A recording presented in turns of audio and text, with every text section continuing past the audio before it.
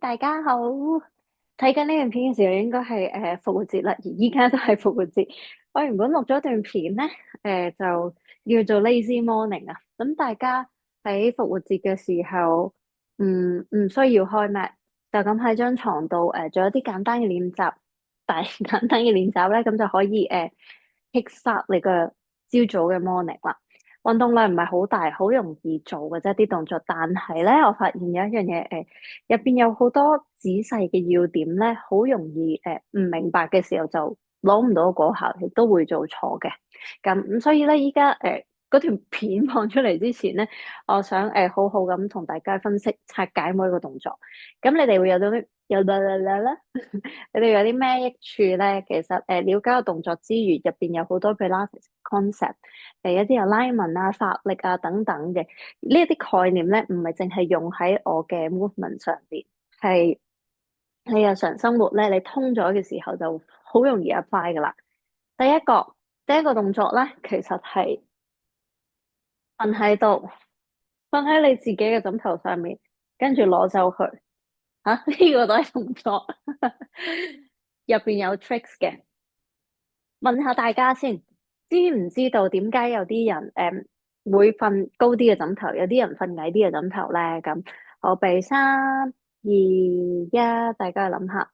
枕頭嘅用處咧，其實係去 support 我哋個頭，而當瞓喺度嘅時候，呢個位置同呢個位置嘅距離啊。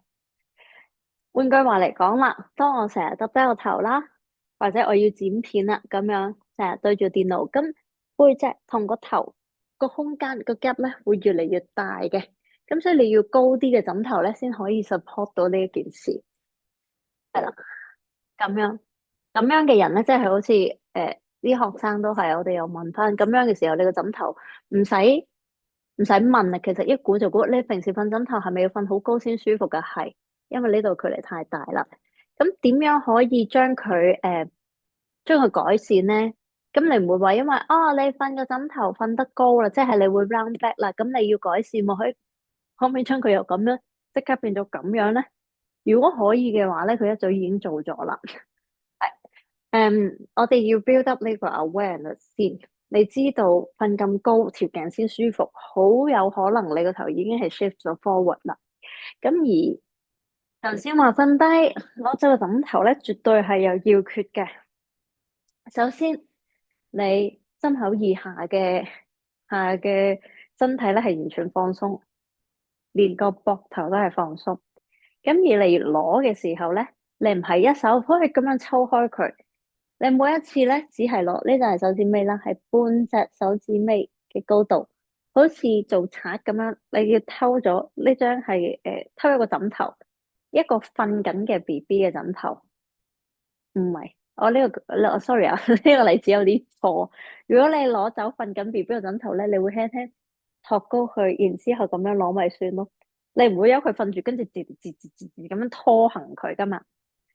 我想做嘅就係你個頭繼續瞓喺個枕頭上面，而當我攞走個 cushion 或者枕頭嘅時候咧，你千祈唔好個頭唔好起，你要將頭，你知唔知我哋個頭有幾多磅咧？average 係十鬆啲磅嘅，將呢個10幾磅連埋個腦啊吓，連埋個腦啊入邊所有嘅東西咧，咁就十鬆啲磅啦。將呢個嘢 rest 喺個枕頭上面，完全放鬆。當我點樣攞走嘅時候咧，你都唔好，你都係將個 weight drop 落去。而攞嘅時候咧，每一次係一隻手啫。點解唔可以兩隻手咧？就係你雙手去做 overhead 嘅，去做舉起手啦，即係 overhead 嘅時候咧，你好容易縮膊嘅，咁就冇幫助到件事啦。所以雙手一定係要先放低。做嘅時候合埋眼㗎吓，然之後咧唔好舉手，咁樣係舉手攞到好高，係咁樣扇上去啫。手臂一路喺張床嗰度扇上去，揩住，摸到個頂頂處啦，唔好諗掹，一掹咧你又會縮膊噶啦。掂到個枕頭最高處，輕輕褪高少少，嗱，譬如如果我 cushion 細咧，我攞個角咧，啱啱斜角係 OK 嘅。有啲人可能係攞側邊微微傾佢少少上去就得啦。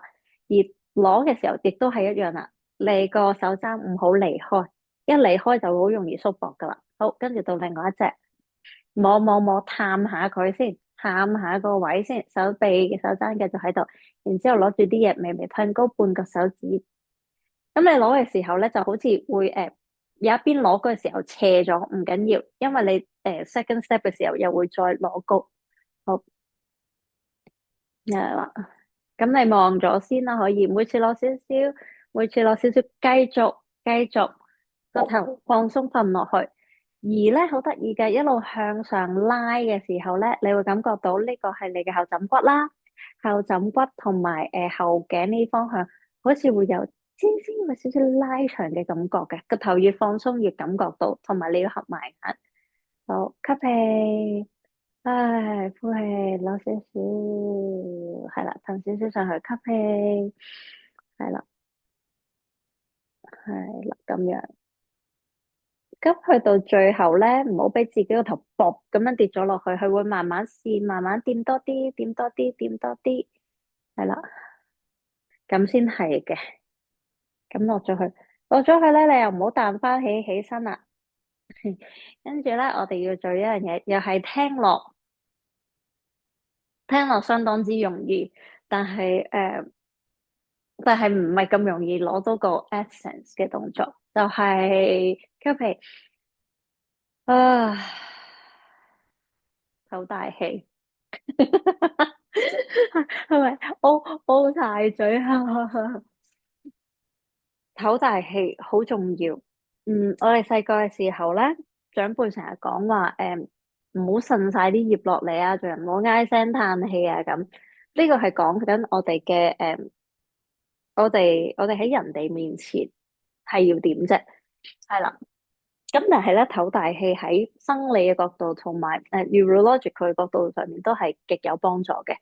首先，我問下大家先，你會覺得我有做兩個動作啦，你呢度四個咯喎，我哋做兩個動作啦，係啦，你會覺得邊一個 make sense 啲？我唞大氣啦，唉，第一，第二，唉，點解你怪到咁樣？咁樣唔會噶嘛，你一定係會，唉，個膊頭 drop 咗落去噶嘛。誒，你有冇你去做你個膊頭跌落嚟嘅時候，你有冇用思想控制我唞大氣嘅膊頭嘅時候個膊頭要跌落嚟咧？唔會，呢個係自然嘅生理反應嚟嘅。咁所以咧，我哋要好好善用呢個，唉，呢一下咁樣沉落去。嗱，講到呢度，大家都好似好已經 get 到啦嘛。但係咧，我哋有陣時會有個 concept 就係要做呢一樣嘢，好個膊頭跌落去，咁我做個錯嘅，可能要 close up 少少先睇到啦。誒，hot shot，喂，咁我哋又一齊睇下邊一個會比較 make sense 啲咯喎。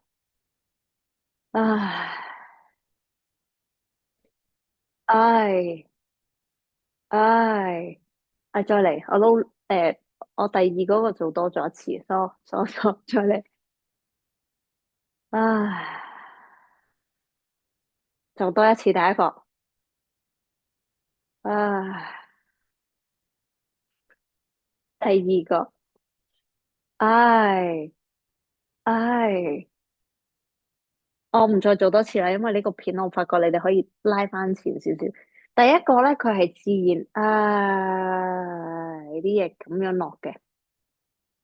第一個，第二個係，唉，突然間要抽個膊頭，咦，你 feel 唔 feel 到？唉，個鏡頭都喐啦，因為我係夾硬戳落去，我要用力啊，用力到咧呢個 sofa 都震，連個鏡頭都震埋，個電腦都震埋，呢個就係 over 咗啦。太多啦！你要做到用力抽個膊頭落嚟嘅時候咧，其實你身體又會有其他嘅部分過分用力去 facilitate 呢件事啊，錯啊，唔好啊，啊，記唔記得住咁樣落就係啦。咁至於發出聲音咧，我喺我嘅 online class 嗰度咧，瘋狂咁樣提倡呢個學生呼氣嘅時候，響度佢哋逼佢哋發聲，但係佢哋咧都好似好尷尬咁唔出聲。咁然之後我就話好啦，咁你個麥要有啊呢一下件事，我就幫你哋發聲啦。咁你哋唔係上緊 online class，你哋喺屋企，你哋可能喺酒店好開心咁度緊假，咁之後咗咁多個段片，唉，發啲聲出嚟好嘛？好，我哋試下啊吓，真係要嘅，因為有啲細節我會一路寫，會一路寫一路講。好，瞓低啦。嗱，當你頭先攞起個枕頭之後，係冇喐過嘅，要回翻氣。我哋咧放鬆嘅時候，手咧就唔好將佢又擺喺肚啊，擺喺心口度，完全放開晒。有冇諗過咧？點解掌心要向天咧？掌心向天，雖然有啲人係唔習慣，但係會令到身體最放鬆嘅。調翻轉頭咁講咧，你掌心掂地嘅話咧，望下呢度，得得得得。你掌心或者手背向天嘅時候咧，其實你係將你嘅手臂骨內旋咗。手臂骨我又想翻嚟，手臂骨內旋咗嘅時候咧，會好容易將個膊頭咁樣 round 向前，又變咗做傾向有可能寒背或者 round back 嘅動作啦。咁所以咧，手板向天，將佢放翻落嚟，咁係將個壓力頸部嘅壓力變成最少嘅。好啦，我哋要回翻氣啦，雙腳放鬆。好啦，吸氣，要下呀吓。啊，通常咧，比較怕醜嘅學生咧，第一個嗌咧會嗌得短啲嘅，就咁嗌。咁你嗌完發聲之後咧，你嗰啖氣要啊，繼續走出去，身體先會收到一個放鬆嘅 signal。呢樣嘢唔係我作嘅，真係有 scientific evidence 所講嘅。好啦，合埋眼啦，我哋試下吸氣，等一等先。咁你唔好咁刻意叫自己嗌個聲出嚟咧，喺個喉嚨頂度。啊，啖氣繼續去，繼續去。啊，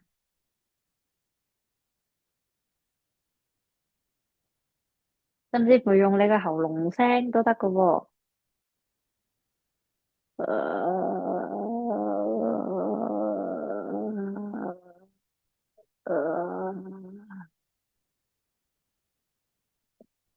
唔需要叫自己個一定要賴到好長，你係放佢出嚟，自己想走幾遠就幾遠，再嚟。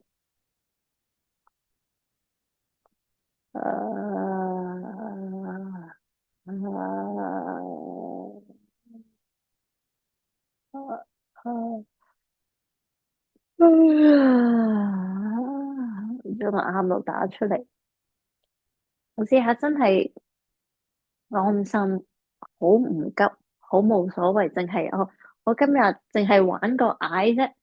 當你差唔多做到第6至8個嘅時候咧，你會抽到個喊路出嚟噶，掉咗個喊路出嚟。咁然後咧，你就唔好冇人有人咧要合住，喊路唔發出聲，sorry 啦，喊路你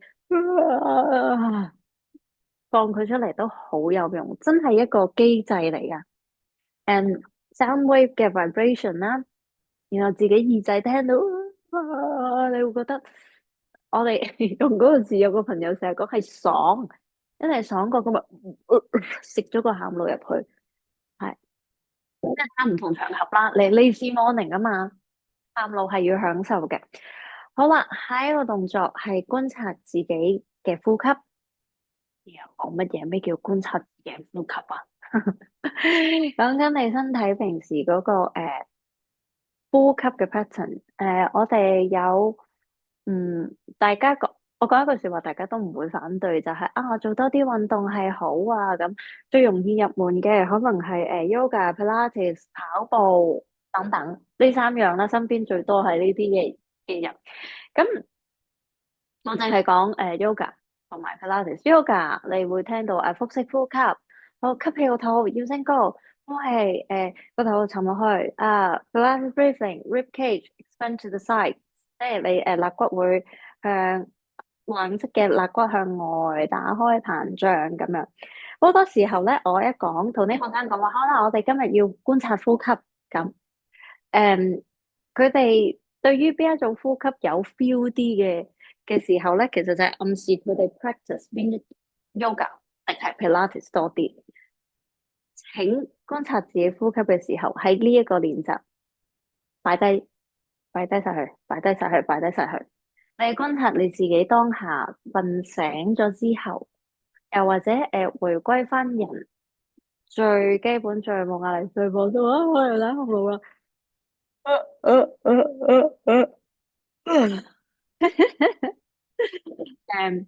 呢一個狀態係點？而用具枕頭一條，你哋唔需要有呢個咁嘅長方柱體枕頭，就令分開嘅枕頭就 OK 啦。但係佢係要夠長嘅，包括可以 cover 到我放咗上去嘅時候，我嘅心口同肚皮都會擺到上去。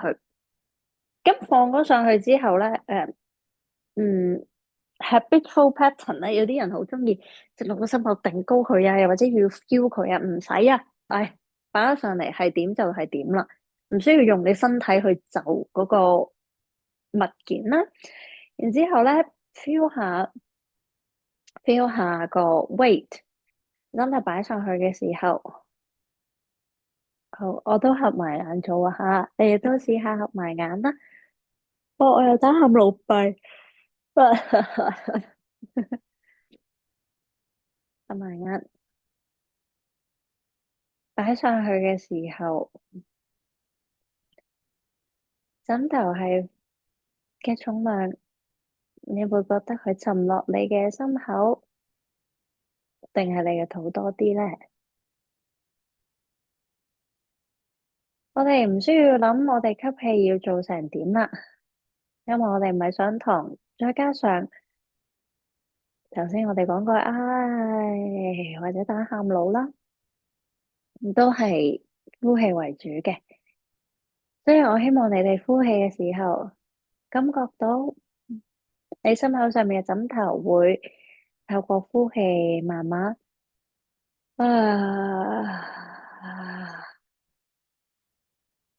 慢慢沉落嚟。只要你將你呼氣放緩、放慢，慢慢沉落嚟，慢慢放出去，將空氣放出去，枕頭就會沉落嚟。再嚟，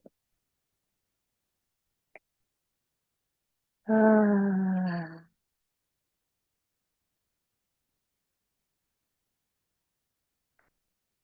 繼續做，絕對不用在意你吸氣吸得深唔深，吸得多唔多，發生咩嘅事情，因為你當你呼氣呼晒出去，身體自然就會幫你吸。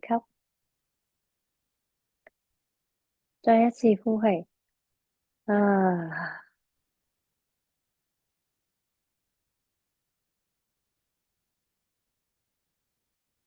好。頭先做呢個練習咧，就係grounding，係啦，grounding 你就當可以增加我哋嘅專注，完全專注喺我哋做緊嘅一件事。誒，好醒啊！個人醒到，好啦，醒到我好想 enjoy 個 moment 而唔教住。好，做完呢一個練習之後咧，噶我哋頭先咪話好集中個 moment 嘅，好集中個 moment 咧就係感覺到枕頭沉咗喺心口。呢個 signal 好得意嘅喎，我哋做一件事，咁但係同時都有意識去放鬆身體其他嘅部分咧，咁你嘅 hip、你嘅腳、你嘅膊頭，甚至乎你嘅頭，亦都會更加放鬆咁 land 喺嗰張席上邊。大家伙，我個道具唔見咗。誒，我哋最好咧會有一個道具，就係一個 Decathlon 嘅 Pilates ball 啦。如果冇的話咧，暫時你哋用一個 cushion 去代替都得。嗯，我睇下先，個波去咗邊咧？哦，跌咗落地下。當身體完全放鬆晒，將佢重量放咗喺張床上面咧，如果你個波喺老遠嘅，請你唔好，唉，起身攞翻個波先，跟住做練習，不要，我哋我哋前功就會盡廢啦。放鬆成個身體。當我哋要攞波嘅時候，我哋淨係用我哋嘅四肢，我哋嘅 limbs。首先摸下佢喺邊先，摸，我摸到啦，就喺度。就算你摸到咧，你都唔好嘿咁樣攞過嚟，係啦，用最少嘅力咁樣攞佢過嚟。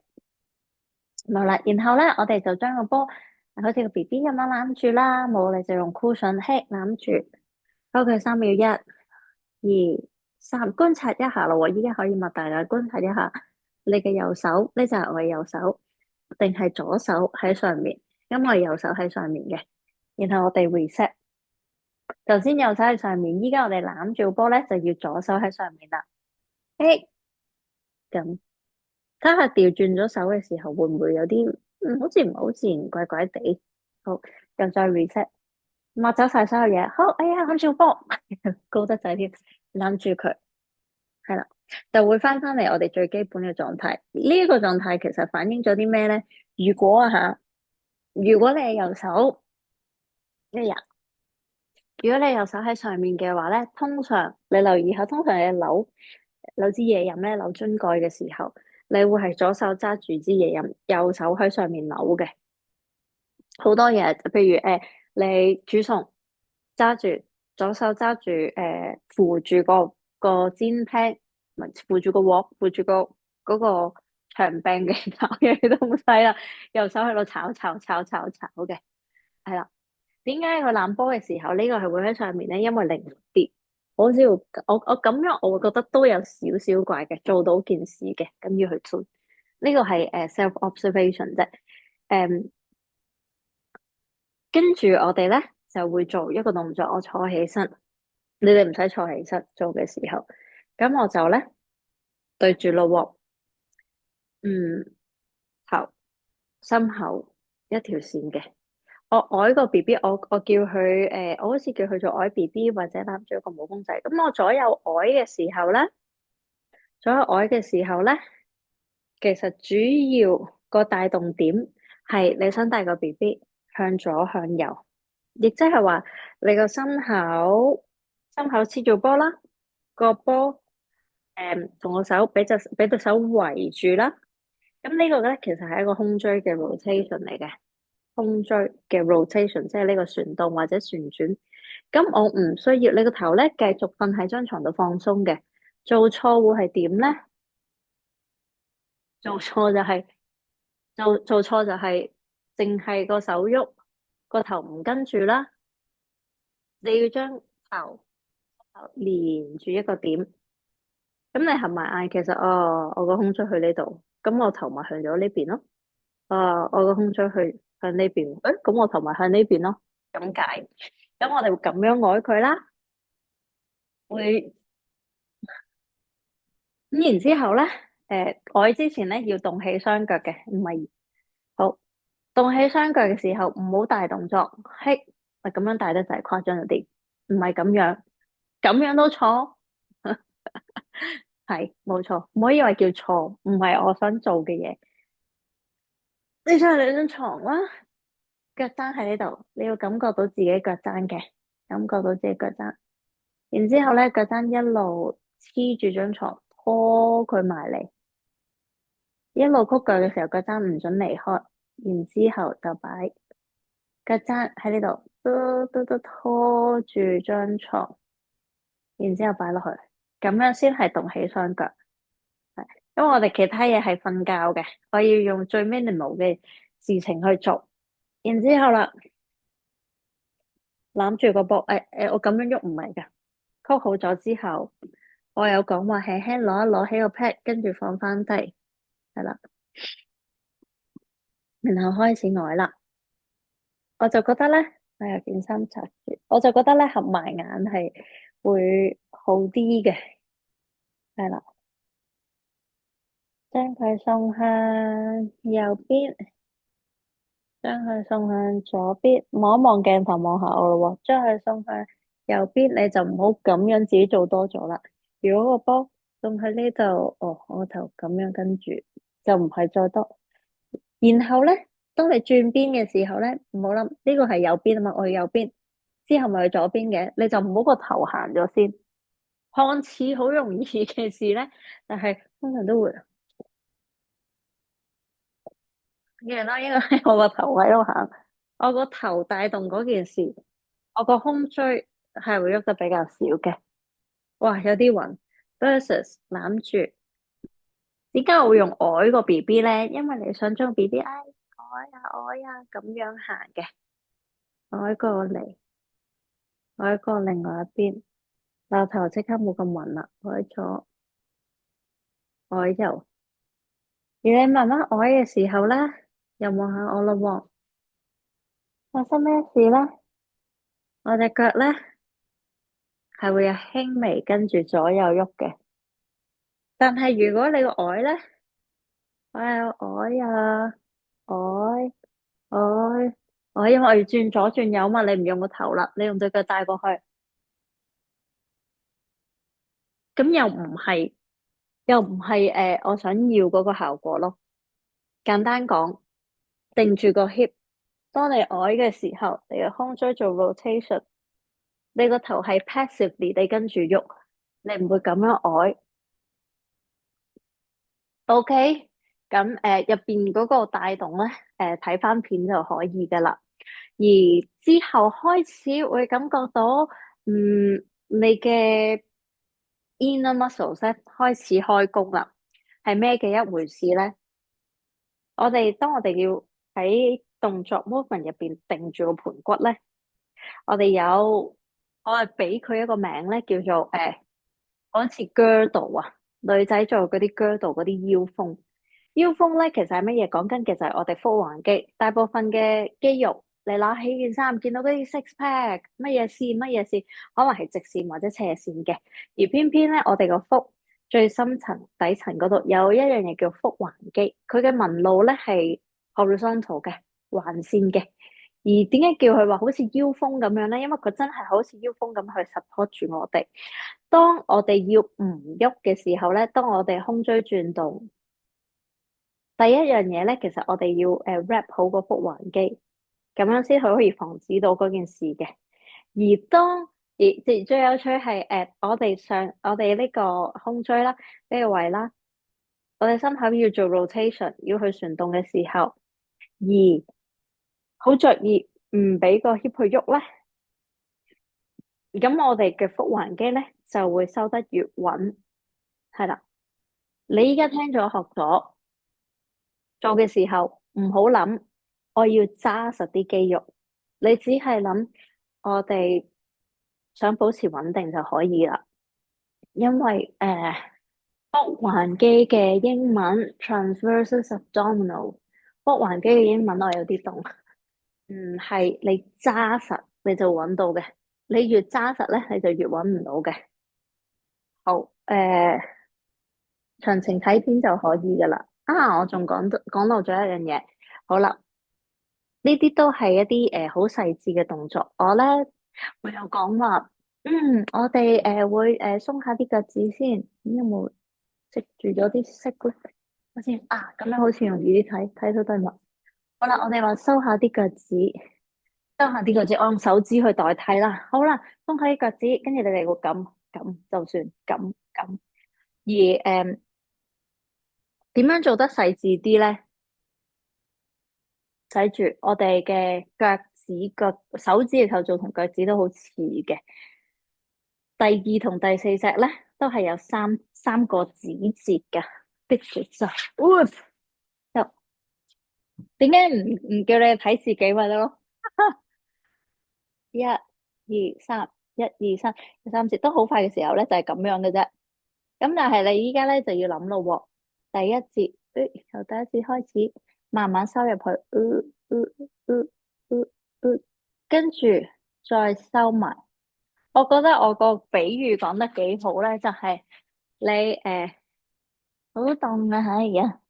但係咧，你由第一節收入去，佢會有個弧度嘅收入去，然之後收埋到咧，唔想俾人睇到你啲腳趾甲，收咗落去，咁樣就係收到最入啦。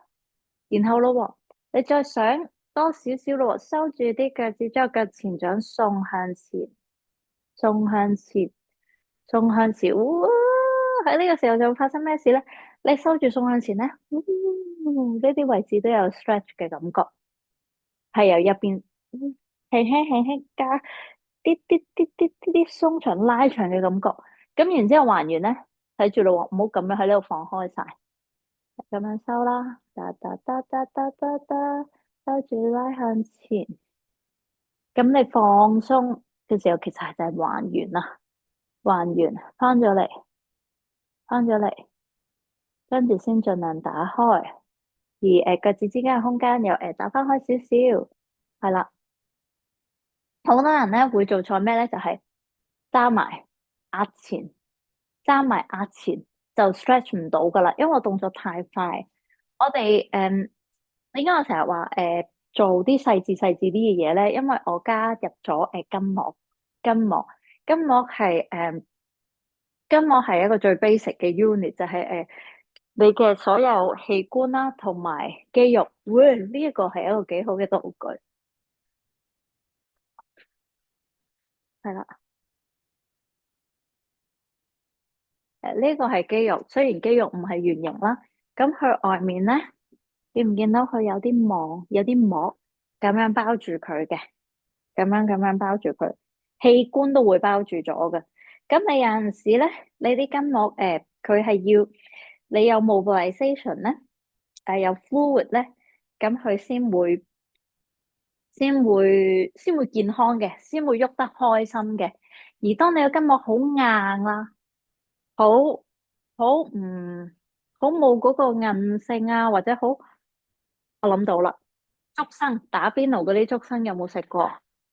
係啦，啲冇喐動過或者唔係好健康嘅筋膜咧，就係你係乾貨鋪買翻嚟硬刮刮嗰啲竹笙，而你浸咗水之後咧，呢個竹笙佢係 malleable 嘅，你可以讓啲嘢入去嘅，咁有嗰種水分。講翻呢個動作咧。如果你就咁揸埋壓出去咧，你係接觸唔到呢個筋膜噶。你呢啲位置咧太細緻啦。如果你 quick action 嘅時候咧，你嘅身體自然保護咗佢，佢係一個收縮嘅狀態嚟，stretch 唔到。even 我咁樣，我拉唔拉到咧？呢個位係好難拉噶。其實你拉傷就好容易拉咯，但係做一啲好 mild 嘅 stretch 咧係唔得嘅。咁唔好意思，我頭先咧做咗右腳，我而家左腳唔開心，我要練埋，我哋做埋最後一次。好啦，收埋，誒誒誒，係啦，keep 住佢收埋，keep 住佢收埋，唔使好大力，但係你呢個狀態，你唔好俾佢咁樣散翻開咯。好啦，咁然之後唔好壓落去呢個位置，你想向前掂嗰塊木呢度嗰塊木板，因為木板想向前掂。哇，向前跌，向前跌，再向前跌，就呢啲啦，呢啲位置全部都有拉到嘅，好正噶，係啦，係啦，呢啲位置，咁你瞓喺度咧，如果你筋膜嗰條 path 咧係不嬲都唔錯啊，有活動開嘅話咧，你瞓喺度，覺得咧佢呢啲位置都有感覺嘅，因人而異啦吓，記得還原係慢慢收住啲腳趾，指翻上去。然後放鬆，千祈不要揸得好大力，你保持佢係呢一個狀態，跟住大向前啫。如果你揸得好大力，跟住咁樣推向前咧，就係抽筋嘅啫。係啦，呢一樣嘢都有排去摸索嗰個 connection 嘅。by the way，如果呢段片太長嘅話咧，你當你唔好學動作，學一個大 workout 啦。誒，因為拆開入邊有好多唔淨止係 Pilates 啦、physiological 啊，或者neurological 嘅嘢，我覺得都好有幫助，好想同大家分享。好，腳趾喐完啦，我睇緊仲有OK，之後咧就係呢一個啦。係，我都輕鬆拍啦。其實我嗰段片咧，我段片其實點解要講咁多？其實我段片得20分鐘到嘅啫，真係個概念咧就係、是、你撳嗰段片，跟住唔使望個電話啦，就係、是、播聲，然後聽我 instruction 去做。咁我有個難點。就係呢個 lazy morning 啊嘛，咁我要投入去嗰個 mood 嗰度，我發覺我做住嗰啲好 lazy 嘅動作，又要講 instruction 咧，我 function 唔到啊，就好似街緊一啲 Pilates class 咁樣，嗰個 vibe 好唔一樣。所以我嘅選擇咧就係輕輕鬆鬆咁，真係好似自己朝早係 lazy morning，點樣由好懶洋洋開始上翻啲力啦。頭先攬波轉咧，其實你個腹開始有啲感覺，去到最後多多少少力量可以一彈就彈起離開張床咧咁。咁所以我要一次過錄咗段片啦，然後自己配音。個故事就係咧，我配音配10分鐘啦。搞咗6個鐘有多，咁所以嗰段短片咧都唔知可唔可以復活節走咗出嚟。但係我哋大家都有好多 weekend 啦，好多 weekend，每一個禮拜都有 weekend 啦，都有懶洋洋嘅時段啦。有時又有可能 period 啊，我又想我好攰啊，我又想喐，但係我又唔想做平時嗰啲嘢咧，咁就啱晒啦，兩個手指公。好，我望完個電話，但係唔記得咗。嗯。我唔想再去望喎。哎呀，跟住之後係咩咧？好論盡啊，真係會唔記得咗，所以係會打交噶。即係開 workshop 去教嗰啲片，教動作好實際。即係嗰個講，依家又走喺一個 lazy morning 再講解咧，真係 sorry。我記得啦。好，另外一個啦，都係用個波嘅。好，請你哋睇咗呢件事，然之後觀察咗先。動作咧，我哋繼續上身都係瞓喺度嘅，咁然之後會動起隻腳啦，喺度喎。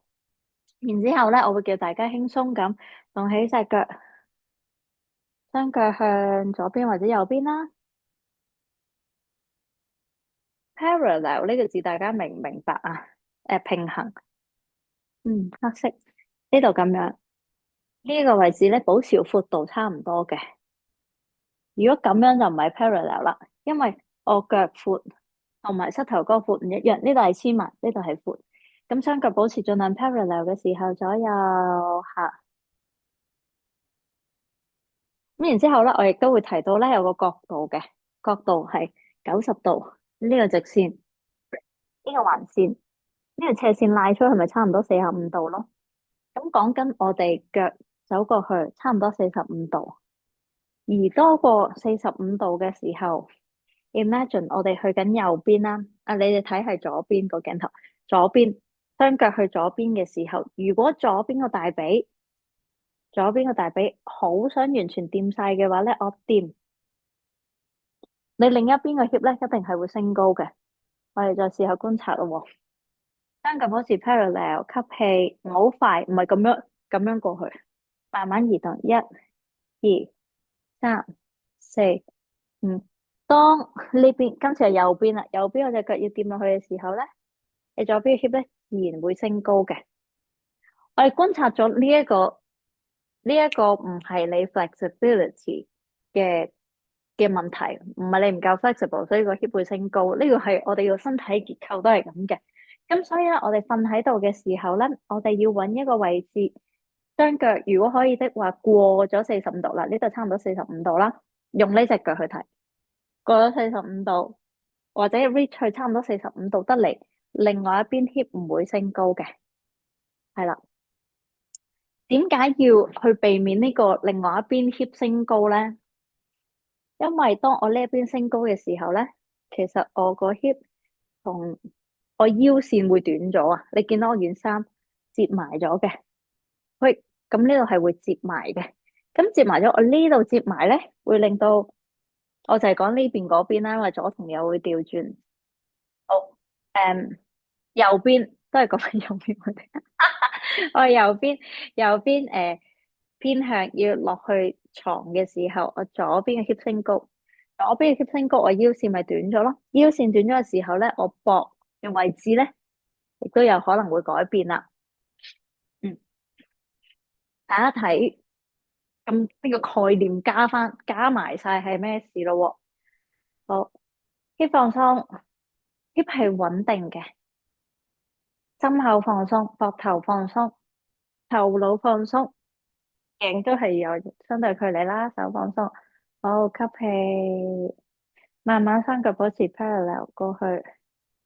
今日做 warm up 嘅時候咧，唔好諗45度先，淨係左同右，慢慢翻嚟中間，腳去另外一邊，腳去另外一邊嘅時候，留意會唔會有一邊個 hip 上 off 嘅，嗱咁樣就 off 啦，睇多次 off，一升起咁呢度就縮短。如果我去得太誇張嘅時候，我膊頭係會離開埋嘅。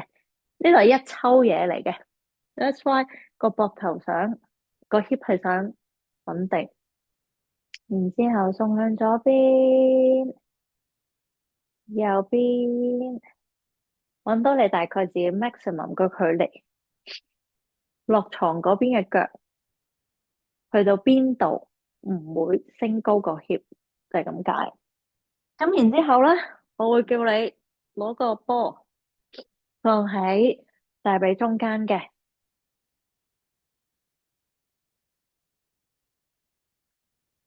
而當保持 hip 係兩邊都喺 mat，兩邊都係 mat，兩邊都係床嘅情況下咧，你上面嗰隻腳咧會可能會移動多少少嘅，因為夾住個波。但係我後尾發現咧，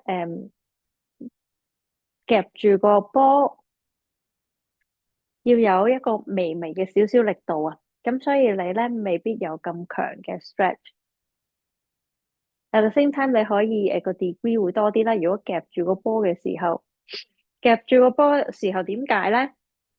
啊，我要轉轉呢一個其實咧呢段片叫做教學研究添，唔緊要啦。太長就停下，下次再睇啦。我唔想係啊，我想將有用嘅嘢一次過抌晒出嚟，咁你哋得閒嘅時候就睇嗰一段咁咯。嗱，我哋雙腳 parallel，係咪睇到噶？OK，good。我哋雙腳 parallel 啊嘛，咁咪咁樣咯，咁咪變成咁樣咯。你認住呢個角度咯喎。其實上面隻腳都未必係去到45度咁低添，30度左右啦。好啦，你夾住波嘅時候咧，個波咧佢係一個 sphere 嚟噶嘛，佢係一個球體嚟噶嘛。你掂住上去，當你去另外一邊，我呢一邊嘅腳咧係會去前啲噶。咁我即係話我隻腳我有得走位，會 sacrifice 咗 parallel 嗰個原則啊，見唔見到啊？依家咪唔係 parallel 咯，夾住波我會個腳可以咁樣向前啲，而同時間我 outside leg 咧呢一邊可以去低啲。最有趣咧，呢腳走前咗，我個 hip 都係穩定嘅。我想你哋去觀察呢一件事啫。首先係啦，個 hip 繼續繼續都係咁嘅。咁好啦，佢 prep 完咁多嘢之後，我哋又要揾個 cushion 啦，一定係要 cushion 嘅呢一個。我攞個 cushion 喺呢一度咧，咁闊啦，可能窄過你 hip 少少啦，都正常嘅。好啦，我哋保持住 parallel 喺一邊，再多啲。上面呢隻腳要放鬆，好似瞓落個枕頭度，又係另一個唔同嘅感覺嚟噶。你會慢慢，如果呢一隻腳越放鬆嘅話咧，你呢一度你個大髀上段至到個 hip 中間咧，會有一個少少啲啲啲啲拉冤冤仔嘅感覺嘅。拔你要放鬆，吸氣翻返嚟中間，最細幅度，喐得慢，喐得慢，唔用力，移過去，移過去，移過去，移過去，而呢個都係放鬆，因為佢有個枕頭墊住咗啦嘛。咦，呢度會有打開拉開嘅，甚至乎呢度係啦。咁冇啊，呢個係要你個人個人專注。同埋唔想去好刻意地去 achieve 同揾嗰個感覺咧，就會出現噶啦，嗰個拉嘅感覺。因為我哋依家做緊嘅拉咧，哇，都唔知幾多分鐘我照講啦。話說我下個禮拜就會搬去第二個地方啦，咁其實都係 Granada，咁但係咧地方冇咁闊落，咁呢一張好好嘅 sofa bed 咧係可以扮床之餘又係啊，幫助錄影，燈光又相當之好，咁所以我想善用一下。好多時候我哋拉筋嗰個 concept 咧，會諗，哎，條筋好緊啊，拉拉拉拉，我每一次拉咧，我拉開咗，我拉開咗咧，我冇腳縮翻㗎。其實佢喺唔情願嘅情況下，你咁樣拉，佢回彈回彈回彈回彈，咁其實一啲唔係好健康嘅嘢嚟嘅。舉個例就係、你喺呢度掂唔到，誒，不斷不斷壓自己要拉長啲，拉長啲咁。首先拉筋唔係咁拉啦，第二你要 set 好個拉紋啦，同埋個 approach 唔係將佢衝，好吸氣，呼氣，將佢慢慢延長。然之後 hold 幾個呼吸。如果你嗰下身體嘅狀態咧，say hamstring 咁計，佢 OK 接受到嘅。然之後吸氣，呼氣，再加多少少咁。你係要俾佢一個 short distance，慢慢10%，let's say 10%。咁然之後你停呼吸，佢 sustain 到嘅時候，你先再考慮多啲啲咯。係啊，咁如果你頭先拉嗰個位置咧係好 hidden 好 deep 嘅，咁所以你，我將個送過去，睇有冇先？咁其實已經 connect 唔到啦嗰個位置。啦，之後係腳，跟住嗰啲好玩啲噶啦，同埋容易啲掌握嘅，嚟咯，等下先，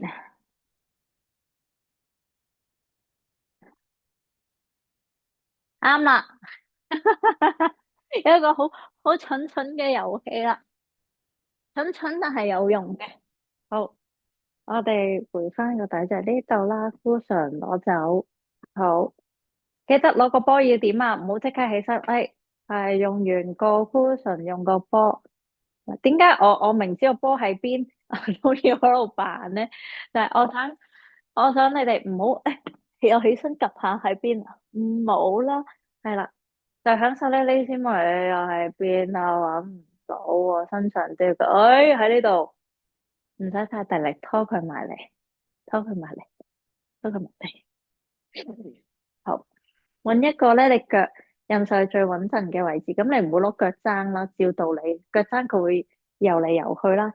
咁你又唔會當個腳當個波好似腳，當個波好似個地下度，將你腳嘅平面要成個咁樣擺上去嘅。因為你將腳成個平面擺上去咧。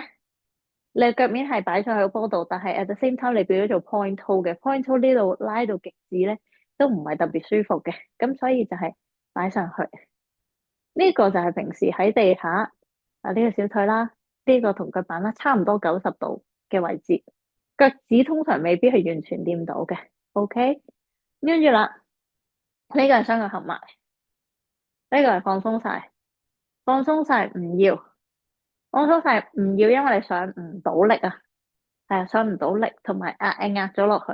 我只不過係合埋，跟住慢慢諗住膝頭哥嘅距離開遠少少，又唔好放鬆晒，又唔會太攰，咁嗰個就係你個 optimal 嘅距離啦。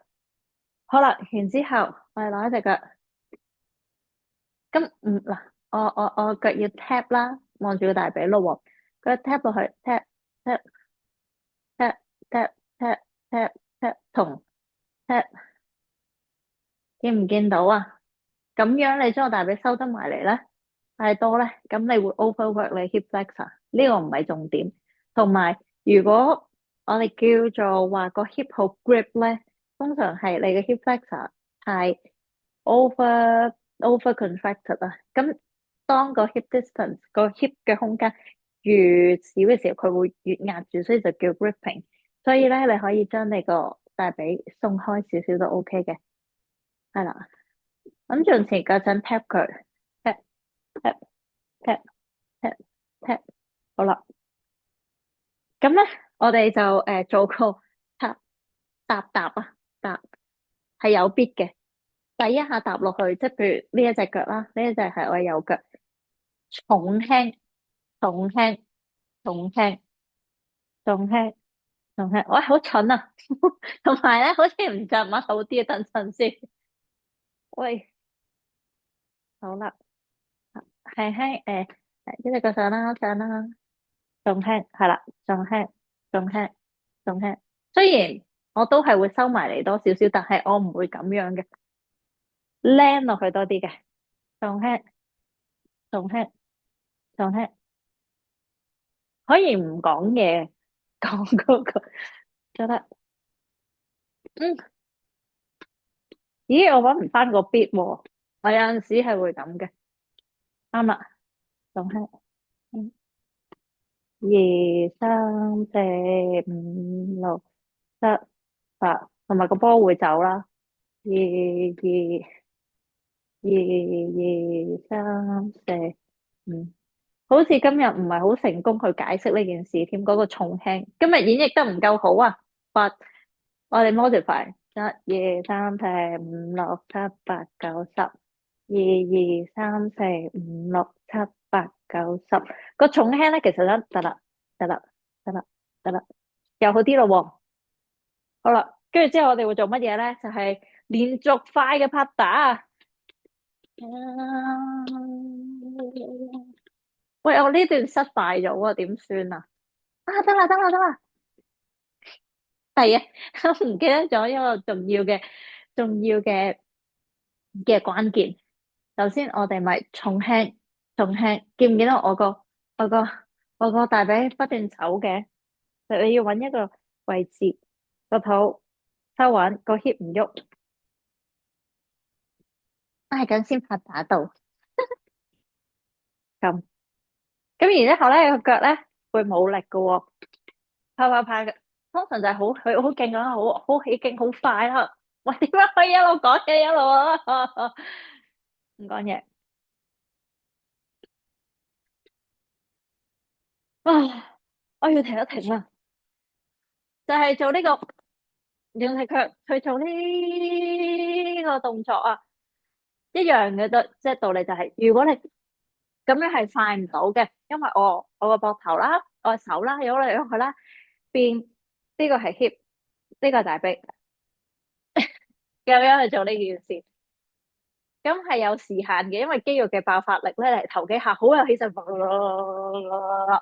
跟住之後會會唔係好協調嘅。呢個就係想做嘅嘢，亦都係玩玩下喺度做 lazy morning，跟住自己會響電嘅一個好方法。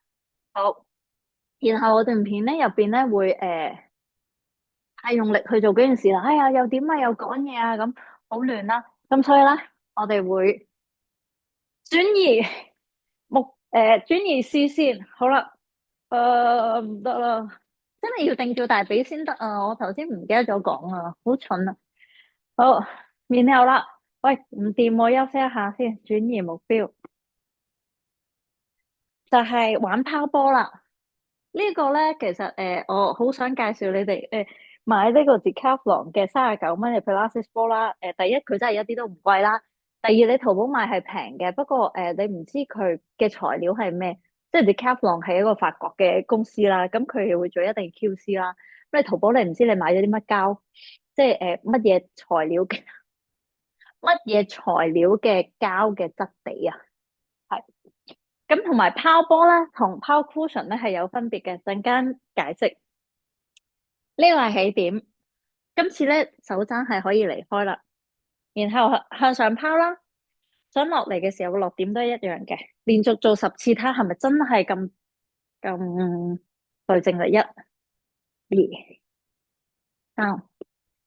點解要買呢個波咧？呢個波咧就係勝在佢夠輕，輕得嚟咧，你只要有少少其中一隻手輕微用多咗少少力咧，let's say 呢就係你哋睇嘅左手啦。如果我隻左手用力多咗少少咧，你個波個拋物線就會去咗左，係啦，就會去咗另外一邊多啲嘅，左邊多啲嘅。咁你跟住咧，你個波，去咗呢一邊啦喎，咁你微調啦，諗住呢一邊用多少少逆力啦，咁然之後又去咗嗰邊，其實係好好玩噶。你淨係做一件事，要上同落對正呢個點咧，係難嘅。而相對cushion 咧，其實重過個波好多，咁嗰個發力咧冇咁顯示到。然後我哋嗰段片喺度玩完拋波之後咧，就去咗呢個打鼓啦。最後壓軸嘅動作啦，就係學鏟腳嚟嘅，呢個係。陣間有一隻腳會喺上面，另外一隻腳咧好似鏟波底，然後呢度側邊咁樣攝入去。而你會 feel 到咧，啱啱對到點咧，其實就係波嘅中心，你會有一個穩定性嘅。如果有一邊咧鏟歪咗咧，鏟歪咗會唔穩啦。係啦，咁同埋有一個 trick 咧，就係你鏟入去嘅時候咧，你就唔好一腳咁樣鏟入去，你會收埋腳趾行行行行落個波底。介紹下，又係啲睇落好容易，但係咧做落就知味道嘅事情啦。好，即係腳擺晒喺個波度，然後咧微微打開佢，係啦，大概個波會喺隻腳會喺個波嘅中心啦。係咪真係完全係中心咧？你到時就會知噶啦。你會摸到一個位，兩邊都可以 balance 到嘅。然之後另外一隻腳擺落嚟，跟住就行路啦。吱吱吱吱吱吱行路，過翻嚟呢邊先。係啦，每一日鏟落去會係偷雞地攝入去，攝入去，攝入去，攝入去。好啦，擺咗喺度。咁你要試咯喎，上面隻腳俾多少少力去定住個波，而下面隻腳咧攝穩咗之後咧，有少少向上個腳面 kick 一 kick 上去，咦，好似 OK 喎，冇咗又有擺咯喎，然後吸氣啦，跟住呼氣，攞上去咧又係一個好 tricky 嘅位啦。你定住唔喐，到你攞上去咧，個波就會走歪噶啦。專注揾翻個中心點，上面隻腳唔可以太大力壓落去，下面隻腳又唔可以太快咁推上去。其實上到呢一度就已經夠噶啦，跟住 hold 啦，咁就呼吸啦。就會喺個片嗰度咧，叫你哋呼氣咧，唔好用口呼，就唞大，唔好就個好似 Pilates 咁你啊，because 呢啲咁專注嘅嘢又會用力咧，你人不自覺會縮膊嘅，所以你啊放翻晒，release 晒所有 pressure。如果你真係想挑戰自己嘅時候咧，就慢慢諗將底下隻腳伸長。為咗呢個動作，我覺得大家必須要買呢個波啊！誒係腳啦，同埋腹啦，都都刺激到啦，入邊震震震咁樣嘅。你嘅 aim 咧唔係要伸直底下隻腳，請唔好傻。只要咧，只要你揾到個位，攝好穩陣，呢一下咧由個底底上嚟，已經會啟動到腹橫肌啦。因為你要好穩陣，好穩陣，好穩陣。咁然之後唔好急伸隻腳，hold。呼氣嘅時候，啊，心口記唔記得？啊，係落咗去嘅。最後先唔係伸直，係將隻腳 reach 呢個後面係廚房啊，即係多士爐，係唔叫多士爐啊？係多士爐嗰個位，伸長去掂多士爐就夠噶啦，真係好刺激，好值得玩。19、8、7、6、5、4、3、2啦，跟住咁好啦，動作完晒咯喎。又係一啲觀察自己嘅嘅一個小遊戲。總之入邊我講過咁多個咧，你哋唔需要嗯，最好嘅係順次序啦，因為有條你哋去 warm up 晒你成個身體啊嘛。但係你單抽一個動作出嚟都已經好 OK。呢個我都覺得係好玩嘅。瞓低，你一隻左腳或者右腳晾咗上去啦，瞓低，跟住咧，誒，波波喺呢邊啊嘛，波喺外面啦。然之後咧，我隻腳攞起跨過嗰一邊，然之後將自己轉身，好啦，做多次，按隻腳大概伸直啦，唔需要蹬到直晒，但係佢係長長的喺呢一度，攞起隻腳轉身跨過去。係呢一樣嘢咧，係愛嚟觀察啲咩咧？做埋嗰邊你就知啦。好，個波晾住，嘿，再嚟，嘿，哇！你會發覺咧，有一邊咧轉係容易啲嘅，有一邊咧係會有可能會轉嘅時候會太 Q 啦，底下個波會逃走啦，又或者係用多啲力嘅。咁我呢邊係我嘅左腰，我嘅左腰咧其實係冇咁係有啲棘嘅，咁所以上嚟嘅時候咧，我係要諗多啲個膝頭哥要向下，帶咗個 hip 落嚟，跟住先轉到過去。但係at the same time 咧，去靠呢樣嘢去做 rotation 咧，係好真係好美好嘅呢件事喺入邊噶，唔係你普通拉腰，咁樣拉鬆啲左腰就得嘅一件事。因為我哋生活入邊好缺乏 rotation，even 老實講yoga 同 Pilates 都係少嘅，因為你點解要講咁多因為咧？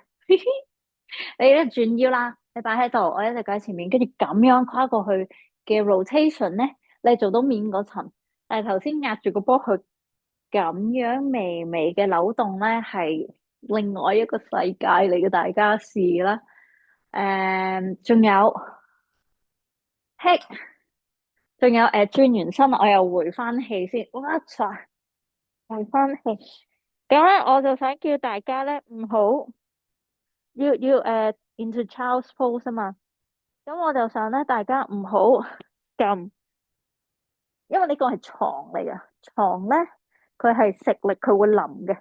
你要撳自己起身咧，或多或少個膊咧就會縮起嘅。同埋呢個係 lazy morning 啊嘛，你個面咧就向下，跟住縮起，係啦。你縮起咗咧，由於個額頭啊要向下咧，你個屁一定係離開嘅，隻手唔好向前。咦，等陣先，可能我要除件衫，大家睇得清楚啲。係啦，我講多時喺呢度，我要撳自己起身，我隻手咪擺呢度咯，擺呢度嘅時候咪縮咯，所以佢可以隻棘瓜佬佢係啦，擺翻埋啲個膝頭哥，繼續係咪好似有個唔知咩卡通片係定係啲日本嗰啲卡通人物呢啲就係咁啦。咁你點樣起身咧？點樣起身咧？唔用手，其實你個 pad 向後坐，唔好諗住一起咧就要成個人個頭摸起啊！你係要個頭開落張床度，個 pad 坐後，然後咧咁樣起身，又係睇落咧好容易，但係好多人未必識發力嘅。我有一段片咧係講downward facing dog，專係講成嚿嘢都係講 downward facing dog 點樣做得 effective 啲啦，唔好做到縮膊啦，同埋攞到開背嘅果效。咁有同學睇完之後咧，佢就問我，佢棘住咗，佢話喂佢做唔到呢個動作啊，由呢一度變成挨個 pad 向後，因為咧你冇你冇教育個身體咧個 pad 坐後呢一下係點啊？咁同埋做極咧都係會縮咗個膊。誒，調翻轉頭，你不如跪喺度啦，諗挨後個膝頭哥，諗挨後個 pad 坐後個膝頭哥就自然會彈起身噶啦。咁揾咗呢一個方法，呢個 connection 之後，擺手喺度輕輕噴後，然後個 pad 再坐後，就係你嘅 down dog。當然，你會覺得哇，唔係喎，down dog 闊好多噶喎。但係咧，我哋最想做嘅，而最難做到嘢咧，就係開你個背，坐後就係啦。其實咁樣都已經拉到背，又甚至乎，哇！呢抽嘢好棘喎，我覺得你個好攰嘅時候，我會 recommend 啱啱呢一個位啊，失落，拉後，坐起身，隻手向翻前，然後伸後，伸後。其實就係咁樣可以拉背噶啦。呢個動作我覺得值得另外拍片再講。同埋我聽到 AirPod 冇電啦，我唔知道會唔會收唔到，戴翻眼鏡先。就咁話啦，我希望我嗰段錄音嘅片都可以盡快處理好啦。咁就係咁啦，呢個係留念。同埋 lazy morning 係冇問題㗎，lazy morning 揾個方法自己再醒神啲，例如打鼓都係一個幾有趣嘅方法。再見。